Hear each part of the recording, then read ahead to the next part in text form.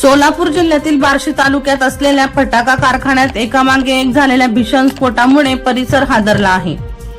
या कारखान्यात सुमारे 15 महिला मजूर काम करतात। मात्र सुदैवाने आज वटपौर्णिमा असल्यामुळे अपघातात कोणतीही जीवितहानी झालेली नाही। वटपौर्णिमेमुळे या सर्व महिलांनी सुट्टी घेतली होती। त्या महिला कारखान्यात असत्या तर भीषण प्रसंग ओढावला असता।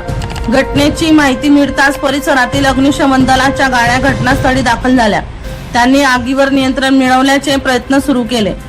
दरम्यान पांगरी पोलीस घटनास्थळी दाखल झाले आहे।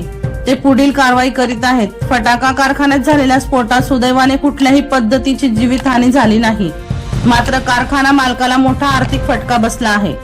40 लाखाचे फटाके जळून भस्मसात झाल्याची प्राथमिक माहिती पांगरी पोलिसांनी माध्यमांशी बोलताना दिली। वर्षा लोहार यांचा खास रिपोर्ट V1 लाईव्ह जळगाव।